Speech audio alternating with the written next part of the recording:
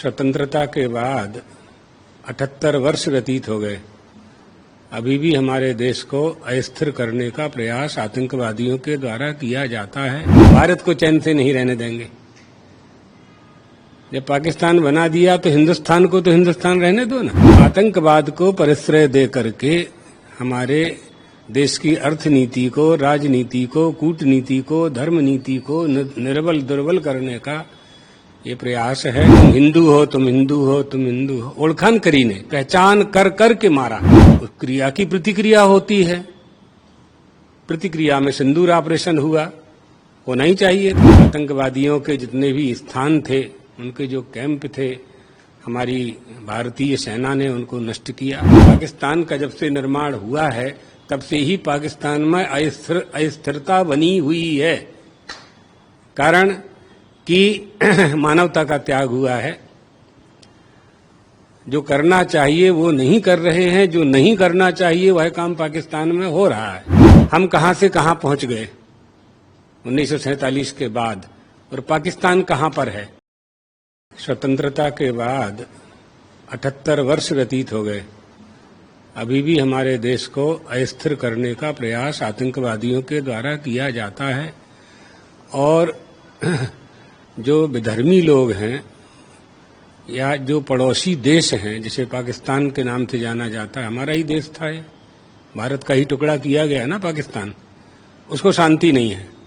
पाकिस्तान ले लिया फिर भी शांति नहीं मिल रही है। भारत को चैन से नहीं रहने देंगे। जब पाकिस्तान बना दिया तो हिंदुस्तान को तो हिंदुस्तान रहने दो ना। तो आतंकवाद को परिश्रय दे करके हमारे देश की अर्थनीति को, राजनीति को, कूटनीति को, धर्म नीति को निर्बल दुर्बल करने का ये प्रयास है। प्रधानमंत्री के पीएम हाउस में ही इंदिरा जी की हत्या हो गई थी, आप लोगों ने सबने सुना ही। लोकसभा पर हमला हुआ। लोकसभा तो हमारे पूरे देश के संविधान का मंदिर है। बंबई का आप लोगों को पता है, न जाने कितने हमले होते रहे। ये एक अद्भुत था पहलगाम का। इसके पहले भी पुलवामा में हुआ। इसमें आश्चर्यजनक बात यह है कि तुम हिंदू हो, तुम हिंदू हो, तुम हिंदू हो। ओळखान करी ने पहचान कर कर के मारा। अगर जो लोग ये कहते थे कि आतंकवाद का धर्म नहीं होता, आतंकवादी जो है उसका कोई धर्म नहीं है, उनकी यह बात खंडित हो गई। क्योंकि आतंकवादियों ने हिंदुओं को पहचान पहचान करके मात्र हिंदुओं की ही हत्या की। तो धर्म के आधार पर हत्या की ना। हम कहते हैं कि तुमने धर्म के आधार पर पाकिस्तान बनवा लिया, तो भारत में क्या काम आपका। देश का जो विभाजन हुआ, बंटवारा हुआ, वो धर्म के आधार पर ही हुआ है। तो उस क्रिया की प्रतिक्रिया होती है। प्रतिक्रिया में सिंदूर ऑपरेशन हुआ, होना ही चाहिए था। शिक्षा देनी चाहिए। आतंकवादियों के जितने भी स्थान थे, उनके जो कैंप थे, हमारी भारतीय सेना ने उनको नष्ट किया। भारतीय सेना और तीनों सेना अध्यक्ष इसके लिए धन्यवाद के पात्र हैं। और ऐसे समय पर पूरे भारत देश ने सरकार का साथ दिया। सभी राजनीतिक पार्टियों ने भी दलगत राजनीति से ऊपर उठ करके सहयोग किया इस मामले में। कौन देशभक्ति तो सभी में है ना, राजनीति तो अलग है। राजनीति कब होती है? जब देश होता है। आप देश के नहीं होगे तो राजनीति किसके ऊपर करोगे? प्रजा नहीं होगी तो राजा किसके लिए होगी? तो ये अच्छा संदेश दिया। और ऑपरेशन सिंदूर होना आवश्यक था, ताकि पड़ोसी देश को ये मालूम हो सके कि भारत की अब वह स्थिति नहीं है जो तुम सोच रहे हो। आज विश्व में भारत चौथी अर्थव्यवस्था बन चुका है और साधन संसाधनों में भी उसकी कोई कमी नहीं है। हमारी सेना के मनोबल में कोई कमी नहीं है। इसलिए पूरे विश्व में हमारी सेना का आज नाम है। हमारे देश में निवास करने वाले लोग देशभक्त हैं। समस्त भारत देश अपनी सेना पर गौरवान्वित है। इसलिए